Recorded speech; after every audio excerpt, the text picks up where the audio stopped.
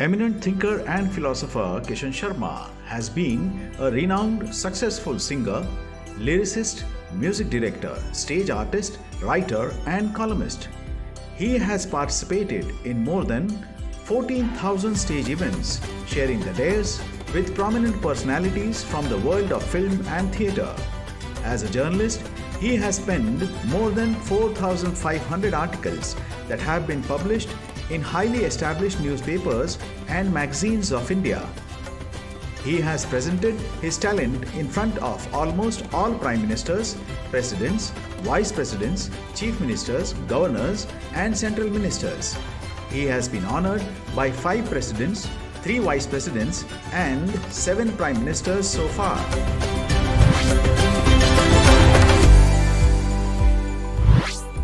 उस्ताद बिस्मिल्लाह खां साहब आप सब जानते हैं, बनारस में गंगा के तट पर मंदिर के बाहर बैठकर रोज शहनाई का रियाज करते रहे। क्या जरूरत थी? मुसलमान, गंगा, मंदिर, लेकिन संगीत का रियाज। मुझे एक कार्यक्रम याद आ रहा है, बिस्मिल्लाह खां साहब उस कार्यक्रम में आए हुए थे, मंच संचालन मैं ही कर रहा था। रात को 12 बजे नए साल को स्वागत करते हुए कार्यक्रम समाप्त करना था।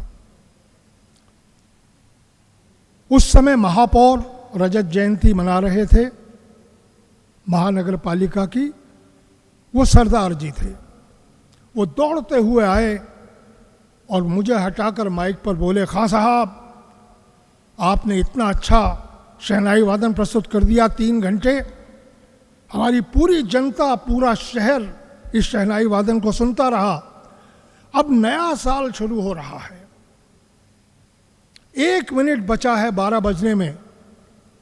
मेरी आपसे दरखास्त है कि 1 मिनट कोई ऐसी धुन बजा दीजिए जिसे सुबह तक लोग गुनगुनाते रहें।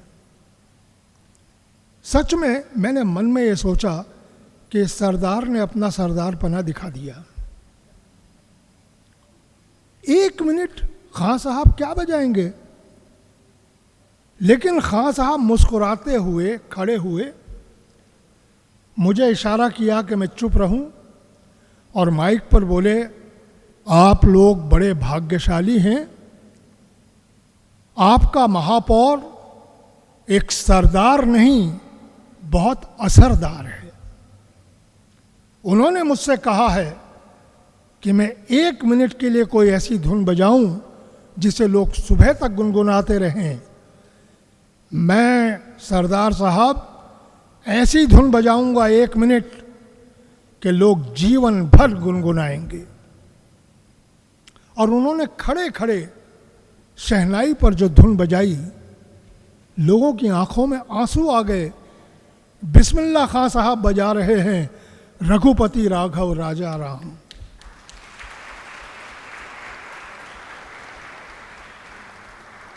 ये है कलाकार। मेरे वरिष्ठ मित्र, परिवार के सदस्य जैसे पिता समान मोहम्मद ज़हूर ख़याम हाशमी, जिन्हें हम सब लोग ख़याम साहब के नाम से जानते हैं, कट्टर मुसलमान। उनकी पत्नी सरदारनी जगजीत कौर कट्टर सिख। उनका एकमात्र पुत्र प्रदीप ख़याम वो हिंदू बन गया। उनके घर में तीनों धर्मों के त्योहार तो हो ही रहे थे। एक ईसाई धर्म का त्योहार बच रहा था, तो ईश्वर ने उसका भी रास्ता साफ कर दिया। प्रदीप ख़याम का जन्म 25 दिसंबर को हुआ, तो क्रिसमस भी मनाया जाने लगा। ख़याम साहब के घर में चारों धर्मों के त्योहार मनाए जाते रहे। उनके संगीत के कक्ष में सारे धर्मों के चित्र और मूर्तियां रखे हुए थे, और जब भी कोई उन्हें जाकर नमस्कार करता था तो वो एक ही बात कहते थे, भगवान, अल्लाह, गुरु नानक, गॉड आपका भला करे। उन्होंने कभी सलाम नहीं कहा, अल्लाह आपको अच्छा रखे नहीं कहा। वो चारों धर्मों के संबोधन देते हुए लोगों को दुआएं देते थे। वही खय्याम साहब शर्मा जी, वर्मा जी संगीत निर्देशकों की टीम के शर्मा जी थे। ये एक लंबा किस्सा है, मैं बताऊंगा नहीं कि वो शर्मा जी क्यों बने। उस समय ऑल इंडिया रेडियो के डायरेक्टर जनरल बुखारी साहब हुआ करते थे।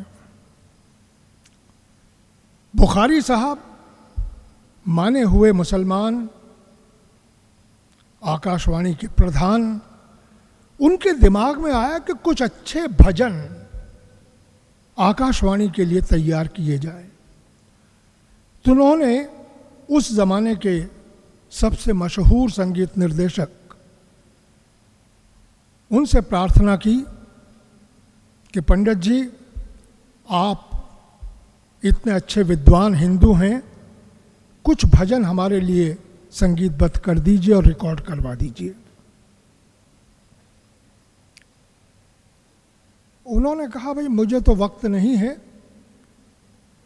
लेकिन मेरा एक चेला है खय्याम, उससे मैं कहता हूं वो बना देगा। बुखारी साहब बोले, भजन और खय्याम?